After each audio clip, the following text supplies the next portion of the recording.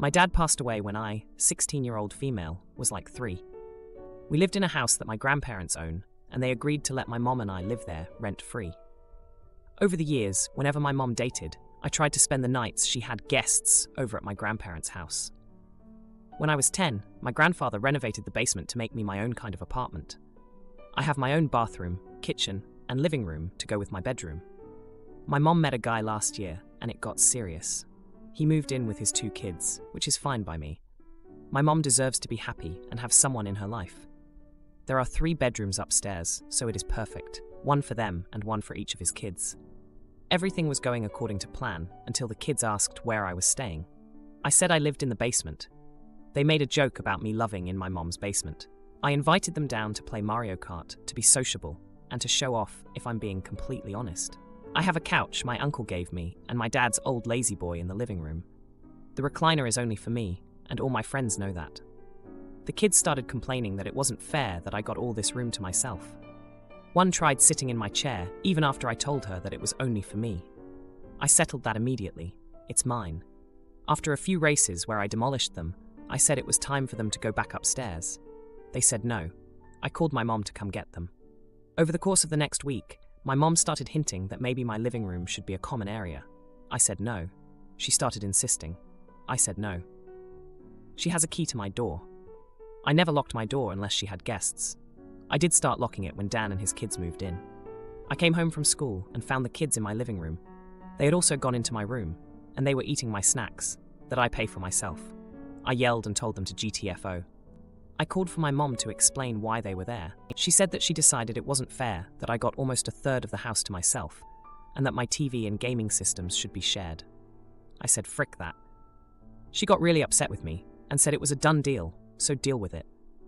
My grandfather and he and my uncles came and got me, and all the things that matter to me, including my recliner. He told my mom that she needed to start paying rent if I wasn't going to be living there. I have a bedroom at my grandparents' house, but I miss my area. My mom is trying to get me to go back so they can save money to get their own place. Yeah, right. I'm not that dumb. She said that I need to stop being a brat and behave like an adult. I said I was living like an adult until you let those kids onto my area without permission. She tried to say she could do whatever she wanted in her house. Sometimes I think she forgets it wasn't my dad's house and she didn't inherit it. I feel a little guilty about this because my mom is actually pretty cool, and I hate that this is causing strain on her relationship. Am I the idiot? After talking to my grandparents, I have something to add. They were not happy about her moving her boyfriend and his kids in. They were going to allow it since I lived there still. Them coming into my space and my mom saying I had to share it did not go over well with them. That's why they want to start charging her rent, especially after I moved out. Now, for a few comments before the update. Comment 1. Not the idiot. I'm glad you're standing firm because your mother has absolutely no right to your living area, your things, your snacks, etc. They were provided to you from your grandparents, not from her. Unfortunately, some people can't be reasoned with, as you've found out. You're probably going to find yourself going low contact when you're an adult. That's okay. You can love her from a distance and not become the person who supplies the deficits in her life. She's an adult. She should pay her own way, not steal from her daughter. Comment 2. Not the idiot. I'm sure your mother is getting pressure from her boyfriend over this. I would not back down. Your mom is more than entitled to a life of her own, but she has no right to force it on you. I wouldn't get into it with her. It's just a circular argument and sounds exhausting. Just tell her you're sorry she feels that way, but unless she keeps her boyfriend's kids out of your place, you will remain at your grandparents', and her financial issues are not your problem. Then change the subject. Repeat as needed. Now, for the update. Hey Reddit, it's been a week since my last post, and boy, do I have an update for you all. After the whole fiasco with my mom and her boyfriend's kids invading my basement apartment, things took a turn for the dramatic. And I'm not just talking about a little family spat. So, after I moved out to my grandparents' place, my mom was pretty upset. She kept trying to get me to come back, saying that they needed to save money. But I wasn't about to give in, especially after what happened. I mean, come on, they totally disrespected my space. Now here's where it gets juicy. My mom's boyfriend, Dan, tried to play the peacemaker. He came over to my grandparents' house to talk to me.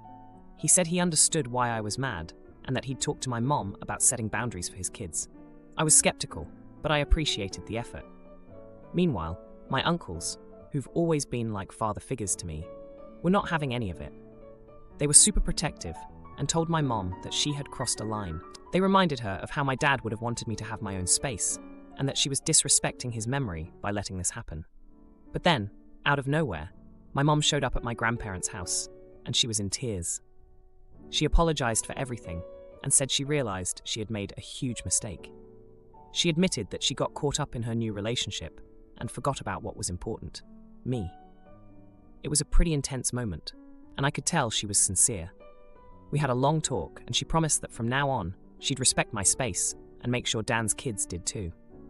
She even agreed to set up a schedule for when they could use the living room upstairs, so they wouldn't need to invade my basement. And get this, Dan actually backed me up.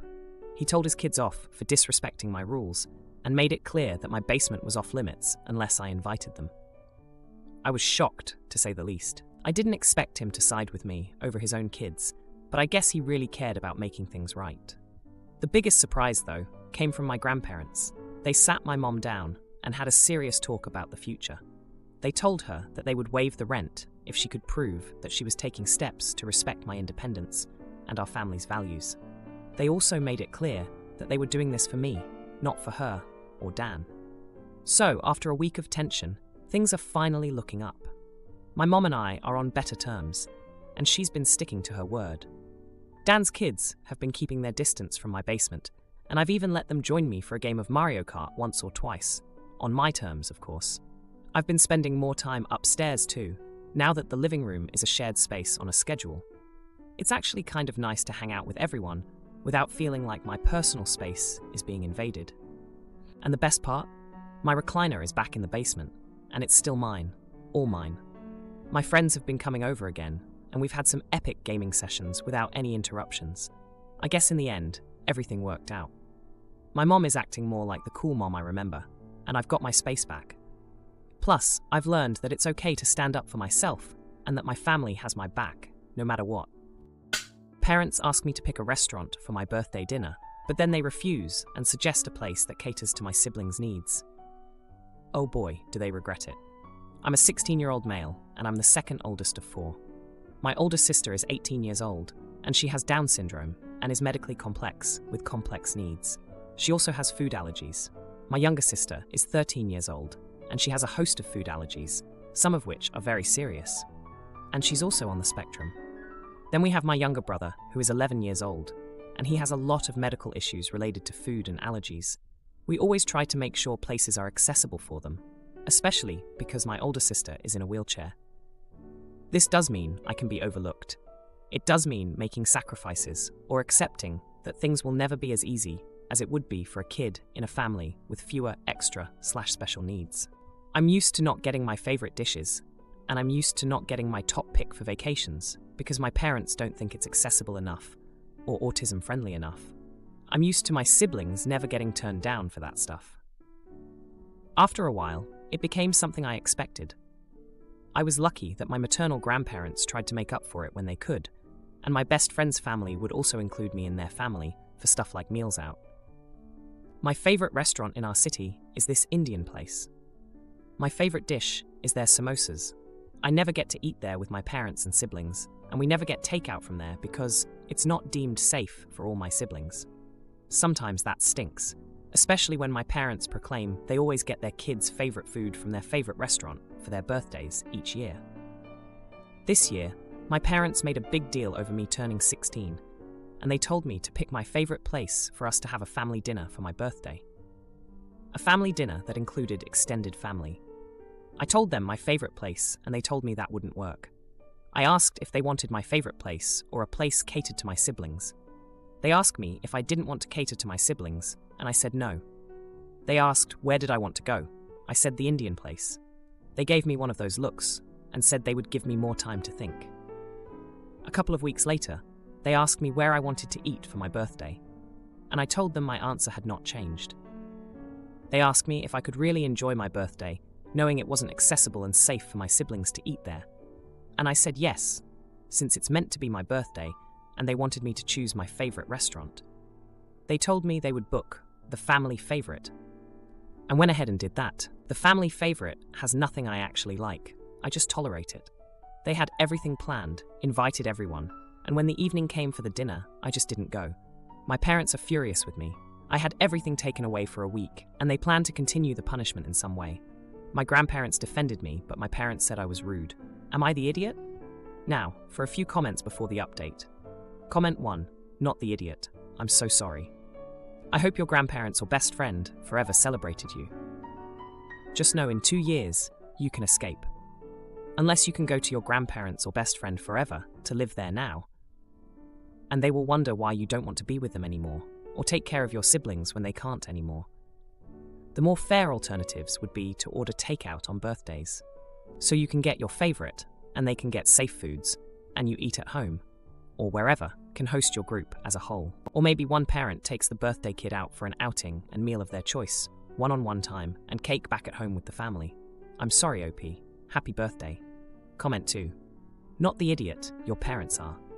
Of course they want it to be easier for them, but they asked you for your favorite spot and tried to gaslight you into another place. Sure, it's easier for them, but it sounds like you've had to do this your entire life. Not fair. As much as they want to include your siblings, they should be supporting you too. Maybe a compromise at an Indian place that's more accessible would be a compromise, but not possible depending on where you live. I thought all restaurants needed to be ADA compliant. Regardless, this will forever be an issue in your life. Do you want to embrace it or run from it? Now, for the update. Hey everyone, back with an update on the birthday dinner drama. It's been a wild 3 days since I last posted, and let me tell you, things have taken some unexpected turns. So, after I got grounded for skipping out on the dinner, my grandparents stepped in big time. They've always been my rock, you know. They told my parents they were being unfair and that I deserved to have my choice respected, especially on my birthday. My parents weren't having any of it at first, but my grandparents weren't backing down either. Now, here's where things get steamy. My best friend's family, who've been like a second family to me, caught wind of what happened. They decided to throw me a surprise dinner at my favorite Indian place. It was just supposed to be me and them, a quiet celebration. But word got out somehow, and before I knew it, my entire extended family wanted in on the action. They all felt I'd been wronged and wanted to make it right. The night of the surprise dinner, I walked into the restaurant, and my jaw hit the floor. There was my whole family, grandparents, aunts, uncles, cousins, all there for me. It was overwhelming, and for the first time in a long time, I felt like I wasn't invisible in my own family. But here's the twist. My parents showed up too. They'd been talking to my grandparents, and finally realized they'd messed up. They came to apologize and try to make amends. It was a pretty intense moment, everyone watching as my mom and dad said they were sorry for not listening to me. We all sat down to eat, and the food was amazing as always. I got my samosas, and everyone else found something they liked too. It was a great night, and it felt like maybe things were taking a turn for the better in my family. But it wasn't all smooth sailing. My younger sister, the one with the serious food allergies, started feeling sick. We had to rush her to the hospital because she'd accidentally eaten something she was allergic to. It was a scary moment, and it put a damper on the whole evening. She's okay now, thank goodness, but it was a reminder of why my parents are so cautious with food in restaurants. The next day, my parents and I had a long talk. They admitted they'd been so focused on my siblings' needs that they'd neglected mine. They promised to try harder to find a balance. It was a good conversation, but it's going to take time to really change things. As for my punishment, my parents lifted it. They said they understood why I did what I did and that they were proud of me for standing up for myself. It felt good to hear that, but I can't shake off the guilt about my sister's allergic reaction. It's like no matter what, I can't win. Infertile for 13 years and sold our house to be child-free. But then I got pregnant at 40 and kept it a secret until 18 weeks and also the baby's name. My sister-in-law confronted me multiple times and even revealed the name to the family. Boy, did she regret it. My husband, 42 years old, and I, 41 years old, tried to have children for 13 years before we accepted that we were never going to have it happen for us. We spent a lot of time hoping and trying different things, and nothing worked. I was 35 when we decided to come to terms with our life as a child-free couple. We sold our old house, downsizing considerably, and we started changing how we lived our life. We had devoted so much time to preparing to be a family with children, that we didn't really know what we wanted now that it was no longer in the cards. Then, just after my 40th birthday, I discovered I was pregnant. It was a huge shock, and what was even more surprising was that the baby was healthy when I went for my first scan. But I was afraid. We both were. So we waited until I was 18 weeks to tell people. I didn't really show until I was about 21 weeks, so that made it easy to hide. We announced, and people were thrilled for us. All our siblings already had children who were 9 years old and older, so this was the first baby born into the family in a while. We got asked about names and whether we would have a proper name or baby shower with a name reveal. We decided to keep the name to ourselves until he was born. Something special and a surprise for people. Most people understood, but it came to our attention recently that one of my husband's sisters, SEL, was not happy about any of this. She didn't like that we kept the pregnancy to ourselves for a while and disliked it even more that we didn't share the name. She brought this up at Christmas for the first time and surprised the whole family. She brought it up to my husband on 3 separate occasions after it. And then she brought it up to me 4 days ago. She told me we left our families out when this was just as big a deal for them as it was for us. She said everyone had wanted us to have a baby too, and how could we cut them out like that? She also claimed we could have gotten feedback and blessings from family members on his name, which is Hawthorne for people who will ask. I told her that the news came as such a surprise, and we worried and wanted to come to terms and get to what we felt was a safe point before telling people. She argued we needed our family if something went wrong. Then she said there was still no excuse for the name, that the name was kind of odd, and she would have liked us to pick a more classic name, like James or George. I told her I understood that everyone had their own taste, but we were getting one chance to name a child and one chance to experience parenthood, and we wanted to make the most of it. I said we never did it to hurt anyone, but we wanted to do what felt right to us. She told me that was what my husband said, and it was lame, especially to defend myself that way, when it was something that the whole family is experiencing. She told me we just wanted to leave everyone out, and we should have known better. Am I the idiot? Now, for a few comments before the update. Comment 1. Not the idiot. First off, congratulations. Secondly, why is it any of her business? This is your baby, not hers. You tell people when you're ready, and never before. Also, the name issue is bizarre. Her input is not necessary, needed, or wanted. It is literally none of her concern what you choose to name your baby. Love the name, by the way, it's beautiful. I'm a bit old-fashioned, and agree about waiting until after the baby is born to announce the name. Don't get many surprises in life, and it's nice to wait and see. Comment 2. Not the idiot. Unless they were in the bedroom cheering you and your husband on while you two had intimacy, the decision of when to share the pregnancy news or the name of the fetus is entirely up to the parents. You don't owe anyone a heads up or a blessing or permission. Also, who the F is she to talk to you both repeatedly about how things should have been done? If that's how she did it and liked it, good on her. But don't go telling other people how to do their pregnancy. She's such an A. Now for the update. A lot has happened since my last post, and I'm still reeling from the events of the past 3 days. After my sister-in-law, SEL, confronted me about the name we chose for our baby, Hawthorne, things took a turn for the worse. 2 days ago, my husband and I were at a family dinner, and sister-in-law brought up the name issue again. This time, she did it in front of everyone. She said that we were selfish for not considering the family's feelings, and that Hawthorne was a name that would make our child a target for teasing. My husband tried to defuse the situation, but sister-in-law was relentless. She even had the audacity to suggest that we were trying to make our child special at the expense of family unity. The tension at the dinner table was thick. My husband's parents tried to change the subject, but sister-in-law wouldn't let it go. She went on to say that we had always been the odd ones out in the family, always doing things our way without regard for others. It was hurtful, especially considering how much we had longed for a child and how we had struggled to conceive. But the real shock came when sister-in-law revealed that she had gone behind our backs and told everyone the name we had chosen, even though we wanted to keep it a secret until the birth. She justified her actions by saying that the family had a right to know and that we were being unfair by keeping it to ourselves. The next day, I found out that sister-in-law had been spreading rumors about us, saying that we thought we were better than the rest of the family and that we were looking down on traditional names. It was as if she was trying to turn the family against us. My husband and I were devastated. We had always been close to our family, and now it felt like we were being ostracized because of a name.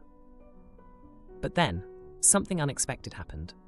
My husband's brother, who had always been close to sister-in-law, confronted her. He told her that what she was doing was wrong, and that she had no right to interfere with our choices as parents. He reminded her of the years we spent trying to have a child, and how this should be a time of celebration, not conflict. Sister-in-law was taken aback. She had always been the one to dictate how things should be in the family, and now she was being challenged. The rest of the family started to see how unreasonable she had been. They began to question her motives and whether she was acting out of concern for us or just trying to control the situation. The family started to come around, offering us their support and apologizing for any hurt they may have caused. They said that they were just excited about the new addition to the family and that they had let sister-in-law's influence cloud their judgment. As for sister-in-law, she was left to reflect on her actions. She had always been the one to hold grudges and keep score, but now she was on the receiving end of the family's disapproval. It was a subtle shift, but it felt like karma had finally caught up with her. The last 3 days have been a whirlwind of emotions. We went from feeling isolated and attacked to being supported and embraced by our family. It's been a reminder that sometimes standing up for what you believe in can bring people together, even when it seems like everything is falling apart. If you liked this video, you'll probably like these too. Also, while you're here, please consider subscribing. It's your support that keeps this channel alive and allows me to make better and longer videos. Have a great day.